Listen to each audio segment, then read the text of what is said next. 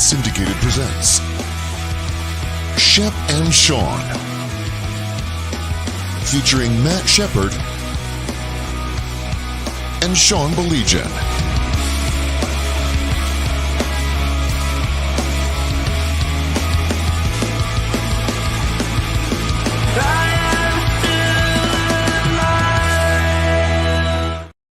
So what is up? Glad you could join us wherever you may be. He is Matt Shepard.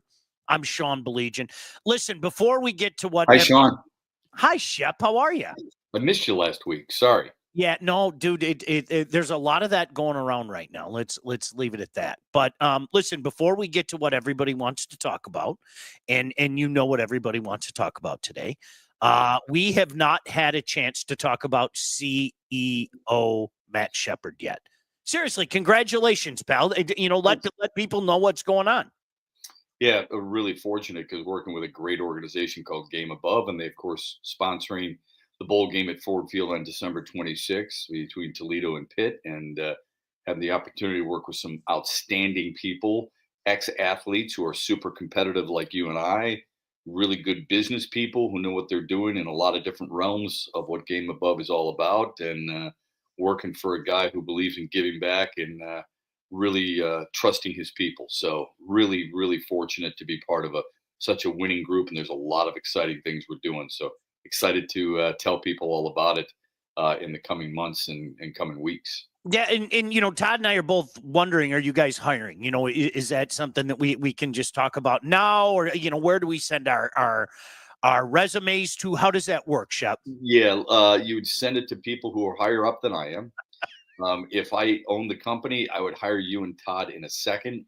Dude. I'm lucky if I can, fill out the proper forms to get paid in the first place. So I don't know how that exactly works, but we'll keep you in mind moving forward. I promise you that. No, seriously, all jokes aside, congratulations. Yeah, That's fantastic. And I'm looking forward to seeing the Game Above brand down at Ford Field as well. That was always something that we always did every single year, you know, starting with that Ole Miss game back in 1997, Ole Miss and Marshalls, you know, that was something that we went to every year back at the Silverdome, and it's become a tradition here, Shep. It really has. And obviously now down at Ford Field now. So really looking forward to the brand being on there, so to speak. Yeah, thanks, bud. Yeah, really looking forward to it as well. And it's going to be in a lot of different places, and there's going to be a lot of exciting news. But I think the beauty of it is just the fact of giving back, youth organizations, community initiatives. I mean, we're talking about an organization that's giving close to $40 million to charitable and community initiatives throughout the country, but especially right in this Metro Detroit area. And I think there's a lot to be proud of there. Yeah, no doubt about that. So congratulations. Make sure you check out everything the Game Above has to offer. It's a growing brand. Is the safe way to say it? It's been around for a while, Shep, but it's going through a growth spurt now. Oh yeah, no, there's no doubt about it. Yep. I mean, there's a lot of activity taking place on a pretty regular basis. I feel like right now I'm swimming a little bit, but we'll get caught up fast enough, buddy. Yeah. Good stuff. Tom says, good evening, fellas. Let's just get right to it, Shep. I have never, ever in my lifetime seen a team get hit like this. In any sport. No, honestly, I've never, there's nothing. And I don't want to sound like a whiny fan because like I went back and I was looking at like historically, I don't see anything like this. It is, look, it's a gut punch. I have no other way to say it. I'm not sitting here saying the season is over, we don't have a chance or anything like that. But it is absolutely remarkable what has happened to this football team. And, of course, we're talking about the Detroit Lions, Shep. Yeah, I've never seen anything like it. But I would say this. I thought it was going to be really hard to overcome the losses of Hutchinson and Davenport and Anzalone, and for a period of time, Decker, and for a game, Zeitler. Losing, whether it be Jamison Williams to suspension or whatever, I thought it would be really hard to overcome the loss of the depth that this team was building with, various linebackers, right? Jalen Reeves-Maven, Malcolm Rodriguez on top of the starter Alex Anzalone. I thought it'd be really hard, and yet they found a way to do it. And Right. it's a credit to the coaches and it's a credit to the organization for having guys. I just feel like, Sean, as a Detroit Lions fan, then when you finally got something right, somebody's up there saying, not yet. Yeah. And it breaks my heart for this team because, as you know, we've been around a lot of teams. There's only one team each year. This team will look different next year. And I worry about that. Like, I want this for guys like Frank Ragnow because you don't know how much longer he's going to play. There are certain guys you want this for. I feel so bad for David Montgomery. Makes me sick. He has given you and I everything you could possibly ask. And then to have it pulled out from underneath in the way it did, it's just heartbreaking. Makes me sick. And Shep, you know what? This is one of those things I can't help but go back to what Dan Campbell said last year, and nobody wanted to hear it. And I think you and I have touched on this before, but this is a perfect time to say it again. Nobody wanted to hear it in the wake of losing to the Niners. But the truth hurts. There is no guarantee. There is no linear way of logic or reason. And everything looked hunky-dory, but he's absolutely right. It's not as easy as I think people make it out to get back to that point that they were at. And Shep, I'm still not ready to wave the white flag. I'm not ready to wave the but we know how difficult it is right now. There's no other way to say that. Well, here's the thing that I'm looking at too. Detroit has 3 games left, as we know, 2 on the road, Chicago, San Francisco, home against Minnesota. Philadelphia has 3 games left at Washington, home against the Giants and the Cowboys.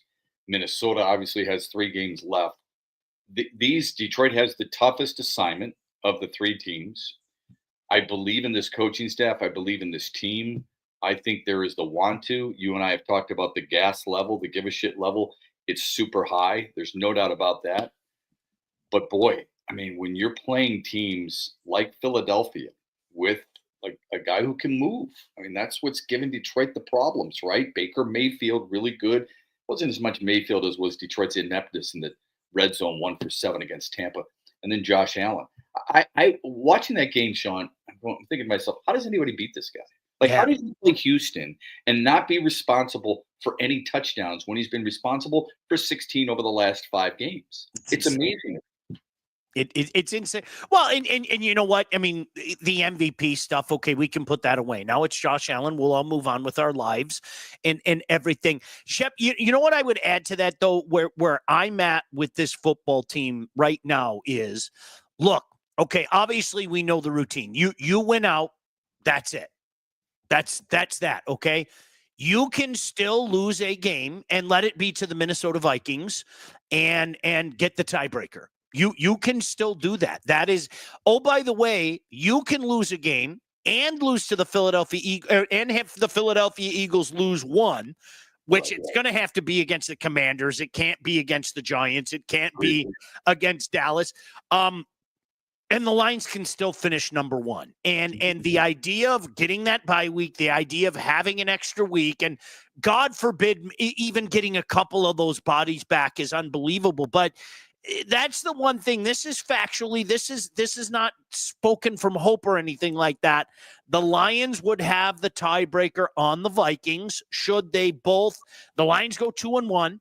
And the Vikings go 3-0. And if the Eagles and Lions both go 2-1, the Lions have the tiebreaker on Philly as well. So those are the things that are at hand right now. But Shep, let's face it, I think from the start of the season, a lot of people, yours truly included, said the ultimate success or failure of this team will be what happens in February. And I felt that way when the season started, and I'm not going to deviate from it now.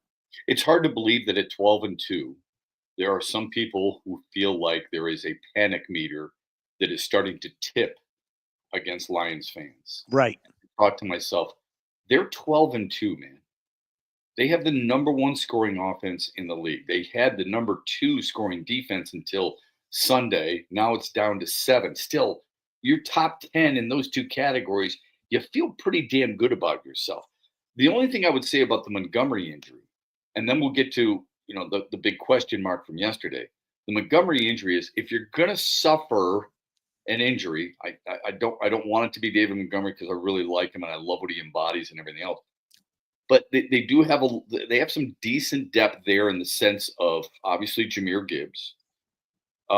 Craig Reynolds will be a decent enough guy to spell him once in a while. They drafted the kid in the 4th round, Vaki, for a reason. He can do that just a little bit. Not that you want him toting the rock 15 times a game, but if you got to spell Jameer Gibbs for a blow or two, then you can do that. I would be a lot more concerned if it was a long-term injury to an offensive lineman like Penei Sewell, for Sure. example. Yep. And you're right. Give us some hope. I love the positive thinking. I love the glass half full thought of Sean Belegian right now saying, might get some guys back. If you get a guy back or two, that would be phenomenal. And just from a depth standpoint, right? I mean, you got Ben Neiman out there playing linebacker, playing his guts out there, right? You got Jamal Adams, who barely even knew anybody on this team walking into the locker room and playing against Green Bay a few snaps and playing more last week. It's tough. It's really tough, dude. The thing that bothers me is, and we didn't have a chance to talk about it after the Packers game, but the thing that bothers me is that so many people are questioning Dan Campbell now, not recognizing that this is who he's been for 3 years, not recognizing that there are other parts of his decision making that are going unnoticed. Mm-hmm. An example, Taylor Decker's hurt against Green Bay. I think the knee-jerk reaction for most people would be, I'm going to take my best offensive lineman, arguably the best tackle in football, move him from right to left, and put Dan Skipper at right. He didn't do that. He kept Sewell there, put Dan Skipper at left tackle, and he allowed one pressure against Green Bay. He's done some of those little things. I was talking with our friend Rob Rubik the other day, and he said, Jamison Williams comes out of Alabama, and he's a downfield threat, and he's what everybody thinks is just going to run a fly pattern, a skinny post, and you're just going to chuck it up there, and he's going to go get it. He's a blocker, too. Mm-hmm. He's a hell of a blocking wide receiver. You got to get guys to buy into that stuff. And he bought in. That's part of coaching too, Remember when they moved Brian Branch from corner to safety? And who knows? They may do that again. With Carlton Davis out, would you be surprised if Branch went to corner and they pushed Jamal Adams to safety? I don't know what they're going to do. The point is, he had the foresight to do that, he and Aaron Glenn. How come nobody brings that stuff up? Instead, they bring up the 4th downs, which is also BS because Cleveland attempts more 4th downs than anybody else. Detroit ranks 9th in that category. It's always the microscope on what this guy should do or shouldn't do instead of what he's already done to get him to where they are. Well, it's listen, and a lot of times, and I said it last week, you consider the source. I mean, Rob Parker hasn't said anything sincere in 20 years. I'm not even taking a shot. I'm telling the truth. Everybody knows it. What are we doing? Brandon Staley's a better coach. Well, Shep, I'm allowed to say this on the internet, and I hope you're not angry at me. Fuck off. Yeah. That's the stupidest gosh damn thing I've ever heard. I didn't know he said that. It goes one ear and out the other with that guy. He's come on. I know what he's doing. You know what he's doing. I don't know why people pay him any attention. Luckily. Yeah, I wasn't even referring to him. That's idiocy. I was. I got no problem. I'll say it. That's borderline, blatant lunacy. But the other thing, I was referring to what Teddy Bruschi said. I mean, Teddy Bruschi is a Super Bowl linebacker, and he's saying, I want Dan Campbell in my huddle, but not on my sideline. Yeah. Again, this is all about clickbait. It's all about 100%. Look at me. It's all about can I get a headline? It's ridiculous. Yep. Okay. Moronic, quite honestly. I want to get into that because again, people were hammering Dan Campbell yesterday, and I'm going to stick up for him a little bit. I am, and about something. Tom said Wings had to go through rough years. Then you think about 95, then losing to the Avs. They finally got to the finals and won. DP said if we can hold on to this one spot and make the NFC come through Detroit, I still like our chances. Nick said, who knows, but man, we are waiting an entire year and our chances are we have to wait another year and we have the talent. I hate to be negative, and Parker was clickbait, Shep. Correct. That's all he's ever been. He hasn't said anything sincere in 20 years. Like, stop it. Like, anybody that pays attention to that, I don't get it. I'm not being funny. It's like, Yeah, it's not worth the oxygen. I want to talk to you about what Tom said. okay, Tom said the Wings had to go through years in '95, New Jersey. I was there, covered it. You were there too, I believe, too. Then no, the they ads, got in a then few months later. and then finally got through the finals and winning it. Do you believe teams have to go through that growing process to win a championship? Because I don't believe in that. I don't believe that, well, the Pistons had to do it through the Celtics and the Bulls had to do it through the Pistons. I don't believe in any of that crap because it didn't happen for the Lakers. Okay. What were the growing pains that Tom Brady and the Patriots had to experience? What were the growing pains that Patrick Mahomes and the Chiefs had to experience? Did Joe Montana suddenly have these learning experiences that I was unaware of before he finally got to a chance to win a Super Bowl? How come it didn't work for Dan Marino? I just don't believe in that stuff. I think if you're good enough, if your team has some good fortune, and let's face it, health is good fortune, then I think you can get there. Because otherwise, San Francisco under Kyle Shanahan would be back and ready to roll, right? I don't Well, think so. and it's funny because I think we've seen it a few times, so it's almost like that linear thinking. Well, if this happens, then that means next year. Like all the people with the Tigers. Well, look what the Tigers did. So they did this year. I'm telling you right now, they're going to go like this. Just remember, I said this. They're going to take a step back. If you think they're going to be better, you're out your mind. I always think back to Gretzky and when Gretzky and that young Oiler team finally made it to the finals. Yeah. And the Islanders just smoked them. And I'm sure you know the famous story. Gretzky said they went in to congratulate the guys afterwards in the Islanders room, and nobody was partying. They were sitting there with ice packs, and they were kind of sipping beers. And he was like, "Okay, we saw what it takes. We knew we had to pay the price." It was him and Kevin Lowe, right? Kim and Kevin Lowe walked in there, right? Yeah, that's the storybook stuff. But as you mentioned, it doesn't. I thought you brought up, Tom Brady. And, we're going to be introduced as a team. And so many of us laughed. And then they went out there and played like a team. And then they became the greatest dynasty of the Super Bowl era. So it's crazy how that works. Tim said, do you ever remember a team that has had that many serious injuries? Tim, we said at the start of the show, no. Nope. Not college, not high school, nothing not like pro, not any sport. Nothing. I have no idea. Nope. Nothing. Well, and you know what's funny, Shep? This goes hand in hand. Nick said, I'm hearing it from fans across the NFL about crying about our injuries. Yeah, everyone hurt, but it's not an excuse. I don't think the rest of the NFL knows how decimated Detroit is. You know what? They're not wrong, though. Like, whether we want to hear it or not, injuries are part of the game. They are. It's not like this. Not like this. Look, here's the difference in the NFL. If it's college, it's one thing where you have 90 plus scholarship players from which to choose, or 100 on your sideline. You've got 53 guys. I have said this for over a decade. Okay. Two things about the NFL. One, stop telling me it's about the players, because that's bullcrap. Otherwise, you would have the Chiefs play 3 games in 11 days, and you wouldn't have had a 17th game, and you're going to add an 18th game. So stop telling me it's about the players. And secondarily, this 53-man roster stuff has got to stop. You've got to expand the rosters. You got 53-man roster, and they thought, oh, we expanded the practice squad like that's anything. You got a 53-man roster, 48, is that right? 48 dress on Sundays. It's not enough. Not for this sport. This is not a contact sport. It's a collision sport. You're in a car accident on a regular basis every single Sunday afternoon. You need more bodies out there. Are there enough? I don't know. Maybe that's a situation the NFL has to address on a different date, but you need more bodies available to coaches and personnel. Never seen anything like this. I got nothing. And I'm not sounding like a sappy Lion fan. I take my job seriously. Yeah. I tried to look things up. I've never seen anything like this. It's insane. It really is insane. And Shep, I'm a big believer in next man up. But when you're next man up, you're 3, 4, 5 deep.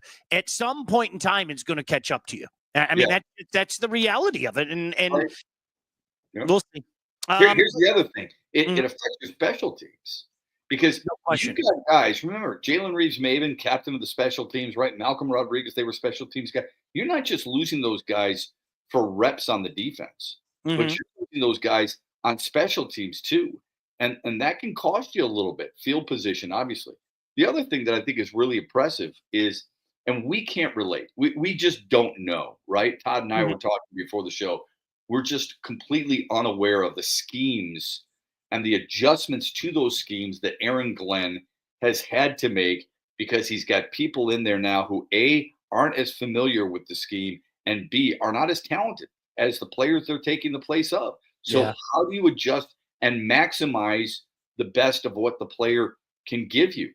What do we always say about coaches? The greatest coaches put their players in a position to succeed. Yep. Got to be really hard for him when he's not totally familiar with the player and that player's not totally familiar with the scheme. No doubt. Tim, a friend of mine joked the Lions might be like a high school team, players playing both ways. That's great.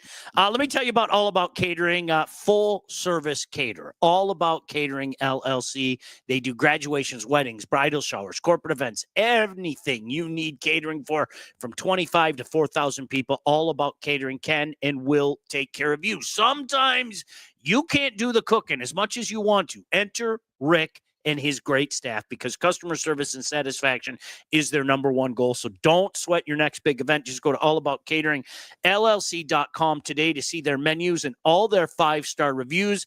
Give them a call, 586-731-1398 to get your event started. And because we were being blabbermouth, Shep, I'm going to kill two birds with one stone and tell you about Lindsay Broadwell. If you're looking for a new pad, you're buying, you're selling both, you need to contact the right agent. Contact Lindsay Broadwell. Your house is probably the biggest investment you'll ever make, and that's why you need a pro. Lindsay grew up on the mean streets of Northville, and she has expanded her team all over Southeast Michigan. She's an expert in all facets of the business, so when it's time to move, our friend Lindsay and her team will make sure you get the most out of your house and everything goes smoothly when finding your new home. Buyer, seller, first-time buyer, doesn't matter. Make sure you contact Lindsay at BroadwellHomes.com. She'll help you with everything from start to close. Licensed realtor at Real Broker LLC. Start your search today at BroadwellHomes.com. Shep, to your point about Dan Campbell doing Dan Campbell things, I have heard Dan Campbell annihilated for this for the past 24 hours. And I got annihilated for trying to speak logically to a text message that I have with group text that I have with my friends. Okay. And Shep, I think you know where I'm going with this. The decision to do the onside kick at that point in time in the game. And my logic and reasoning behind it, and I didn't even hear Dan explain it away. This is my logic and reasoning behind it, because my friends were going, fireable offense. Okay, this is too much. This is the one. Emotion gets the most of people, so I'm not going to hold it against them, okay? Shep, my mindset is this. Why the hell would you trot your defense back out on the field? Why would you do it? Your defense hasn't stopped Josh Allen and the Buffalo Bills all day.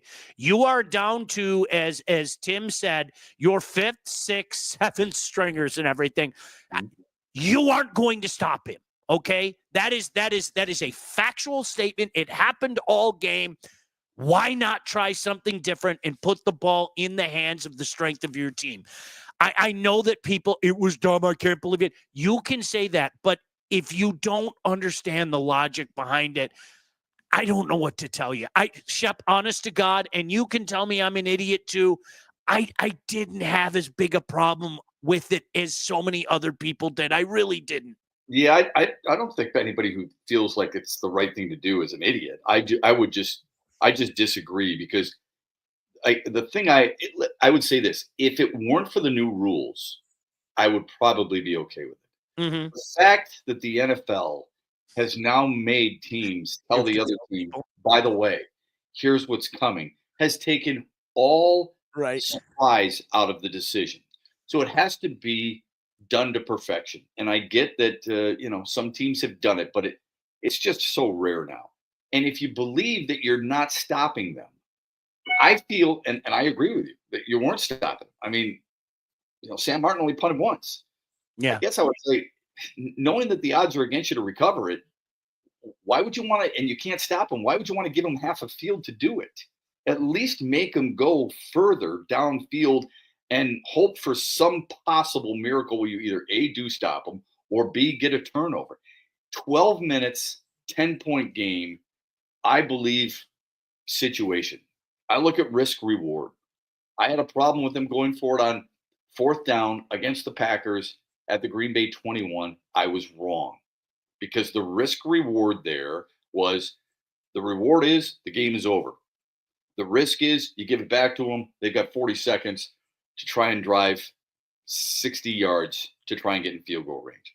Here in this situation, down 10, 12 minutes to go, what's the risk? The risk is you give Josh Allen a 45-yard field, a 50-yard field. What's the reward? You get the ball back and you hope you can score. I just didn't agree with it at the time. But anybody who's calling for Dan Campbell's head because of that situation or wants to put him on notice, I would remind everybody of the gunslinger mentality that he has implemented, not into just the Lions, but in the NFL and college and high school. You and I have talked about that. More and more people are going for it.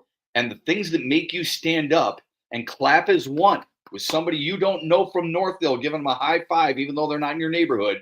Those are all the reasons this team is 12-2 in the first place, when 12-4 a year ago. And how he affects those players in that locker room. Stop overreacting, please. The guys love it. And Shep, I don't care what anybody says. When you are a trendsetter, when you change the way the game is played and called, you're doing something right. And you see it at every level of the game now. You see it at high school. You see it at, obviously in college, you see it at the pro level. I mean, that's the Dan Campbell effect. Whether people want to admit it or not, I don't care. We didn't see these things until Dan Campbell started doing it left and right. And, oh, by the way, having a great deal of success with it as well. Oh, and by the way, he has punted on 4th down. I'm not sure people understand that. Yes. Yeah, it has. How many times have you been watching? So you were talking about your buddies, right? Mm-hmm. And you were in the group chat. How many times have you watched a game with them? Campbell goes for it, they get it. And those guys are just like, that's what I love about this guy. I'm fist pumping a high five. Sean, can you give me another rack of ribs off your grill? All that stuff, right? Mm-hmm. Yeah. Suddenly it doesn't work. And it's like, enough is enough. How many headlines did we read last week? You know what? The Lions are good enough. There's no reason for Dan Campbell to do this any longer. Oh, really? Just out of curiosity, do you know his team? Do you know the pulse of his team, the DNA of his team, the heartbeat of that team? Who's got a better feel for it, him or us? Please pass the Cheetos. I'll make the decision. Yeah. Give me a break, man. Yeah. Come on. Bill said, let's go ahead and burn those lion black uniforms ASAP. I'm sorry. I just think they're the ugliest things on earth.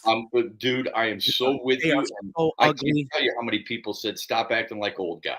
Well, thank you. You got it. That's Shep. That's the funniest thing to me. That is such the in sheet go to now. It really is. Do you know what the reality is? And I brought this up last spring. You could trot the Lions out there in turquoise jerseys with pink and peach polka dots all over it, and you know what? Everybody would go, "That's dope. That's hype. That's what I'm talking about. That's 3-1-3 Detroit football." Shut the hell up. They're ugly. Just admit it. We can all move on. Thank you, Sean, did Hunter get your Heisman vote? Biggest no-brainer ever. I can't believe it was that close. Good job. Shep, I cannot believe the Heisman vote was that close. I was actually kind of offended at it, to be honest with you. But that's a story for a different day. Maybe Jeff Daniels and Eminem cursed us more. Bobby Lyon said, okay, I'll give you Super Bowl talent and take it all away the last third of the season. I'm not there yet. Bill said, I had no issue with that onside kick. If Bates makes a field goal, we kick it deep. It was obvious we couldn't stop Allen. Bam. Well, remember, Buffalo missed a field goal too. Yes, they did. Yeah. I understand the onside kick that the defense couldn't stop them all day. Down 14 to start, playing catch up. No doubt. I saw the fan-sided report. Chiefs release CEH. I probably don't need to complete this thought, but given the Montgomery news, do the Lions take a shot at him, Y or N? Well, I know it'll happen Tuesday at Allen Park. I know that, Shep. you know what? There'll be a whole lot of running backs. Oh, you bet, you bet. Happens every week. He's got the PTSD, right? Is that Mhm. what it's called? Yeah. Mhm. I don't know. I mean, I would bring him in. I wouldn't be afraid of bringing just about anybody who's got some talent in. Question is, is he willing to give you more than what you got right now? Right. So this is not uncommon, folks. I mean, teams bring in slew of players every single week to see if they can get better. Yep. No doubt about it. Live by the sword, die by the sword. He has been more conservative this year, actually. 10-0 Vikings already. That's why Shep and I are going to get going in a second. When ASU was going for it more than once against ISU, Dan Campbell was the first person I thought about, along with ASU replacing Ben Johnson when he leaves. Ben Johnson's going to have his pick of a few jobs in the NFL. He's not going to jump at the sure chance just because it's going to be an opportunity. He's got to make sure it's the right job. Like, I think if I'm Chicago, I'm knocking on his door because of the offensive talent. 100%. 100%. Tim up in the UP, last one, get rid of declaring on the onside kick. Amen. The Browns had white helmets, bring back the orange. Amen. I'm with Sean 100% on this. But you're also talking to the guy who couldn't stand. I mean, I threw up in my mouth when the Pistons went to the teal and the maroon and all that other stuff. Especially when you've got classic colors like the Pistons, red, white, and blue. We all know it's about marketing. We know it's about merchandising. The point is, why do you have to trick it up so much where it doesn't even look like your team? It'd be one thing if they still had the silver helmets. It'd be another thing if they played with the silver pants or a blue jersey or whatever. Why does everybody have to dress like pajamas for this alternate uniform, like the Tigers' alternate uniform, which looked like a bunch of softballers? It was. Bring up the King and I, the old guy who used to throw the softball and have championships. That's what they look like. Yeah, that's what they look like. Yeah. Shep, I you know what? I'm going to tell you right now as well. The black jerseys give me like horrible PTSD to the Mike Williams era. And watching him sit in his cubicle with like Funyun stains and Cheetos all over that black jersey, it was a lot easier to pick up. Wait a minute. Are you saying that's a bad pregame meal? Well, and then he'd look at you and tell you straight in the eye, I'm working my tail off, man. I know what people are saying. Never to get me started. Hey, did you know that thousands of Metro Detroiters have already called Legacy to get help with their home and auto insurance? Our friends at Legacy are one of Southeast Michigan's top independent insurance agents, and they provide a full-service, one-stop solution for all of your insurance needs, personal and business, large and small. Legacy has helped our listeners by fixing mistakes other agents have made, asking the right questions to get the right coverage put in place to properly protect you, and, oh, by the way, help save you some money at the same time. Chances are, if you haven't checked your policies in the last year, you are paying too much and you could be underinsured. That's what it was with my family. Enter Legacy Partners. They can do for you what they did for me. Give Legacy Partners a chance to help with your home, your cars, life insurance, Medicare enrollment, or your business insurance needs. Call them today at 586-209-4106 or visit legacypartnersins.com to get started with your new quotes. Nick said, what about Glenn to the Jets? Minnesota wearing nasty jerseys tonight. Dallas may not be looking. McCarthy may stay. I've heard that. Shep, you know what's funny? I would be floored if that happened. Floored. Shep, if McCarthy stayed. You know what's funny? I think a lot of times what people do, like my first reaction when I hear Aaron Glenn to the Jets, my first reaction is, why the hell would anybody want to go there? That place is a disaster. The Aaron Rodgers deal, it really, an already bad franchise, they're in for some hurting years ahead, okay? But I think you know this better than anybody, Shep. I got to check myself every time I say that, because you know the one thing we don't account for is ego. Like, honestly, these guys have an ego, and they're, and I'm not saying Coach Glenn in particular, right, just guys in general. They I can fix it. I know what I'm doing. Did you see the success that I had? So that's a big part of these conversations. Titus Young, Schwartz. I can fix him. Yep. I fixed Albert Hainsworth. I can fix Titus Young, and that's literally what he said, and he feels like he could do it. I don't think it's as much ego with Aaron Glenn. I think the association people have is, well, he used to play for the Jets, so he wants to go back there. I think there's some attractive things about the Jets. I think they've got good wide receivers. I think they've got a defense that you can build upon. The question is the trigger. I believe we don't know if Aaron Rodgers is coming back, but they sure as hell don't have anybody else unless you're going to go out and spend money or make a trade to get somebody who can actually throw the football. Sam Darnold going back? Probably not. I'm guessing that they're going to do something about that position when the season is over. I think Aaron Glenn is going to have his pick of just about any team, too. I literally think Detroit's two coordinators are the two most coveted coordinators in the NFL, and just about every team is going to want to interview him. Nope, that's exactly it. And like Nick said, it's New York. He played there. Listen, Shep, I'll disagree with you slightly. I think they're a disaster for years to come. Salary-wise, locker room-wise, just so many things. And I don't know if somebody would want to walk into that disaster. But as I said, I check myself because I can fix it. How many? I mean, you've heard guys say that all the time, and I know he's got a history there and everything, but on the outside looking in, I don't know if I'd want anything to do with it. It wouldn't be first on my list, but winning cures a lot of locker room issues. I mean, if Philadelphia had a locker room issue with A.J. Brown and Jalen Hurts while they're winning 10 games in a row, and they were able to fix it to a certain extent, and maybe it was overblown, if the Jets were to win, I'm sure you'd be able to overcome it. Yeah, no doubt about. What'd you think about the Heisman, Shep? Because I was I know we touched on it earlier. I was surprised, and I'm not taking anything away from Genty. Okay, the guy had a fantastic season. Yeah. I think what Hunter did, though, we don't see that. No, there will be another Genty maybe next year, maybe 2 years from now, maybe for the next 4 years, we will see a Genty. What Hunter did, that we don't see that today. We don't see that. I agree with you. The only thing is, I mean, Genty's 132 yards away from breaking Barry Sanders' record. I don't know if we'll see that. Right. But you're right. I mean, Hunter played, the amount of snaps that he played of well over 1,400. I know because he plays on both sides of the ball, but that's because he's really good. Compared to the next closest was 873. Mm-hmm. That is amazing how much he's on the field of play, and to be considered one of the best wide receivers in all of college football and one of the best cover corners in all of football. And to be able to get as strong as he was throughout the game every single Saturday, knowing that teams, I would guess, would try to do everything they can to try and take him off his game on both sides of the ball, speaks volumes about that kid's ability and his character. Probably be the number one overall pick, don't you think? Yeah.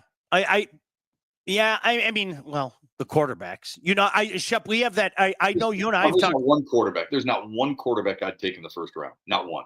But 6 are going. Let's just set our watch because they draft for need instead of best value. It's gonna happen. Set your watch to it. It's amazing because would you take Cam Ward? Would you take Cam Ward? No, I don't. Really, I don't like any of these guys. But would you take Jalen Milroe? Maybe later.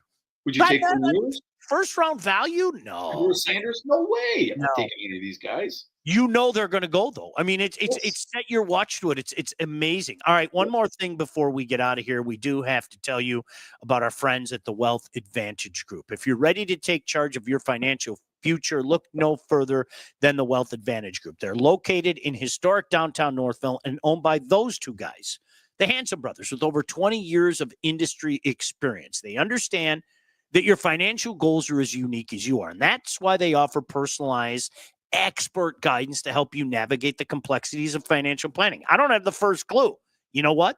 They did it for me. They'll do it for you. Now, whether you're saving for retirement, getting ready to sell your company, or already in retirement, Mike and Jeff can help guide you through every step of your financial journey. They work with clients throughout all stages of life and have clients in over 20 different states. The investment world is a complex one. So if you're ready to start taking your finances more seriously, then it might be time to work with the experts. Reach out to my friends at the Wealth Advantage Group at 248-773-8574 or check out their website at www.thewealthadv.com. You know why we're hurrying so quickly? Because I just want to go watch the Raiders and the Falcons tonight. I can't think of anything better. Shep, remember when we were kids, my buddies and I were talking about Max Crosby.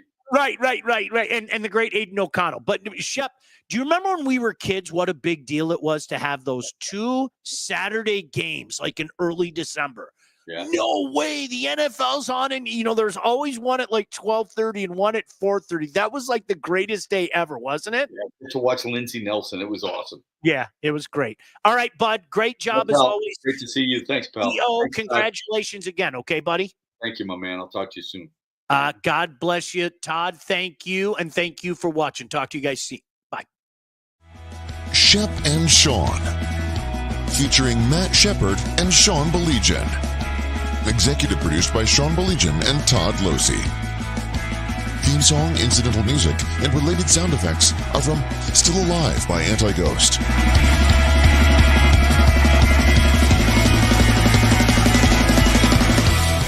Engineering, mixing, and graphic design support provided by the Unsyndicated Podcast team. Don't forget to like and subscribe on all your favorite channels. While you're there, be sure to rate and review the podcast. Call the Unsyndicated hotline at 248-237-3257.